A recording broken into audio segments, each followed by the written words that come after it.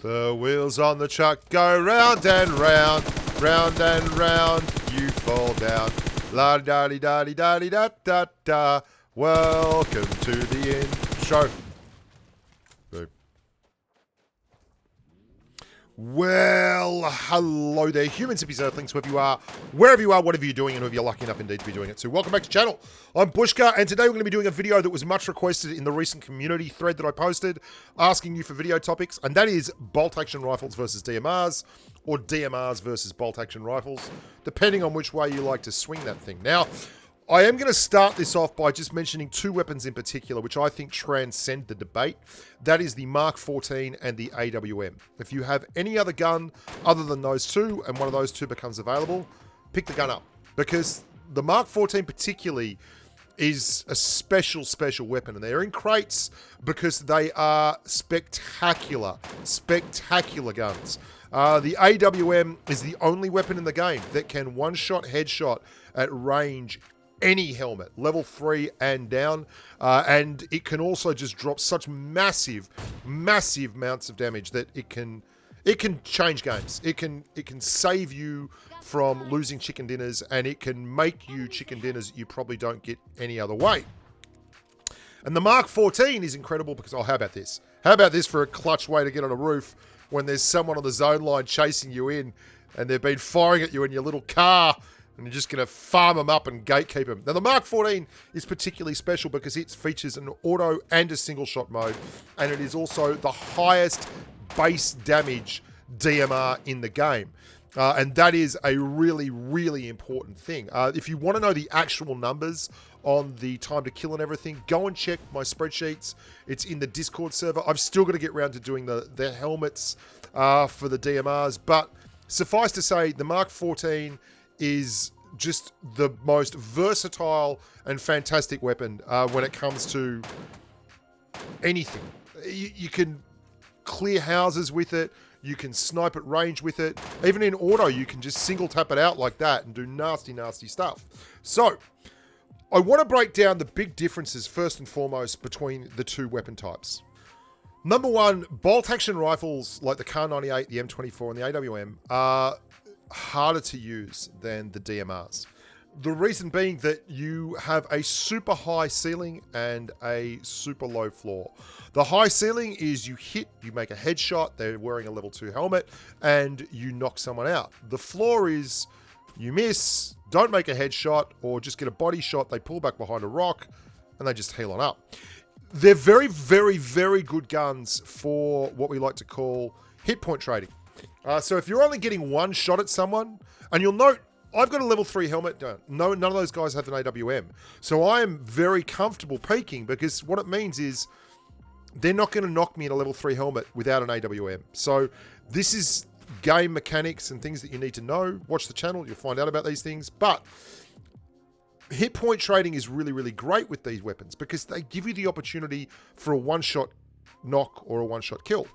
They're also much harder in terms of aiming because you only get the one shot, and that's really tough when you're at extreme ranges. So you've got to get very used to leading targets, and you've got to get good at actually, figuring out how far people are away using the scope. I did a whole video on this, by the way, like, how I lead targets, and there's like, it details how you can read the distances using the scope and all this kind of stuff.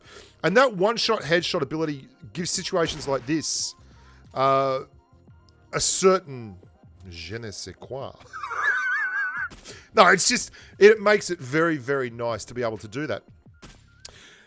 But if you're not headshotting targets, then it can take like 3 or 4 hits on high-level armor profiles to clear targets. And that's where guns like the DMRs come in, because they are excellent for both on the move stuff, when you don't want to sit still, and for clearing targets that are rolling around very quickly. You want to get very good at hitting headshots. If you can hit headshots with any of these guns, they become far more effective, particularly the M24 and the Kar98. Those are the guys that you can use to just completely smash people. But watch this situation here. Watch me with the Mini 14. Now, the Mini 14, you can step on it, and you can fire a lot of rounds of the Mini 14 very, very quickly. And that's incredibly valuable because that puts so much pressure on those guys down there to, you know, get knocks up and to clear the target, and it allows me to go down and push. And they run fantastically well with a gun like the M416 or something that can cover off on automatic fire and then still have a little bit of range to it.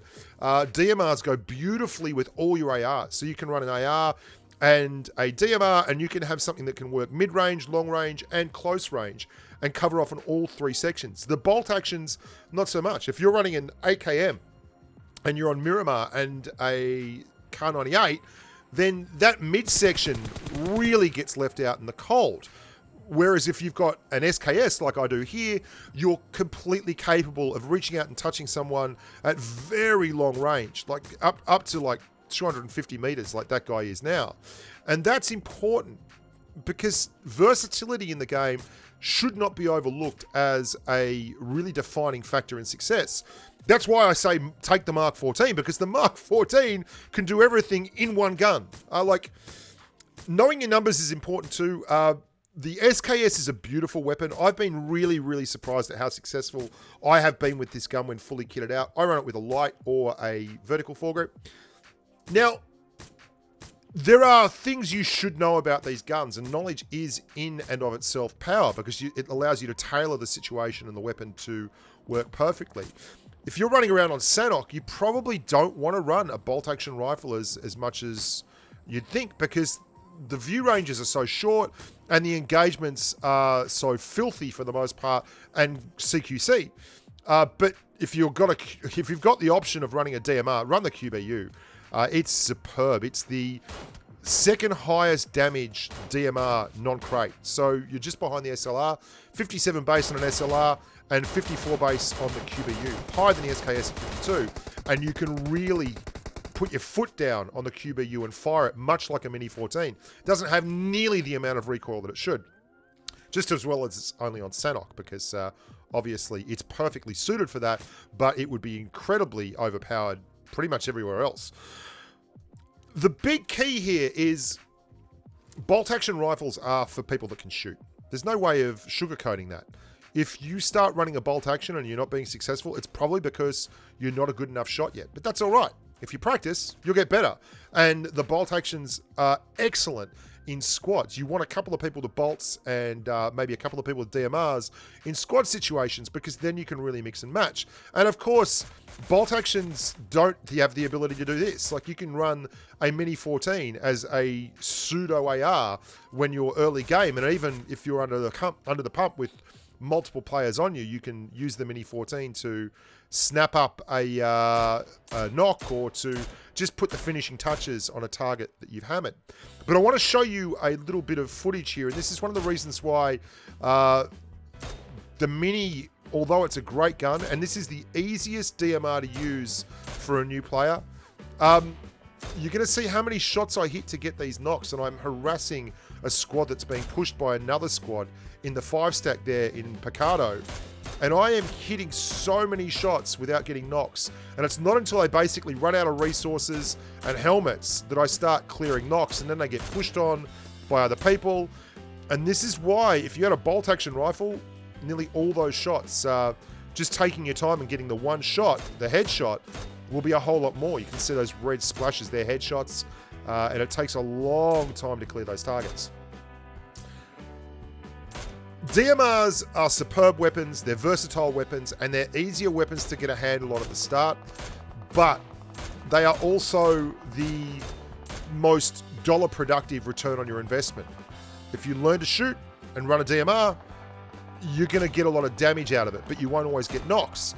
If you learn to shoot and run a bolt-action sniper rifle, then your hits are going to be catastrophic, but your misses are also going to be catastrophic, only to you, not to the bad guys. At the end of the day, there is no 100% must-have rule. They all work, and you should be using all of them. And you're going to have to tailor both your playstyle and your squad's playstyle to the weapon. I hope you guys enjoyed that.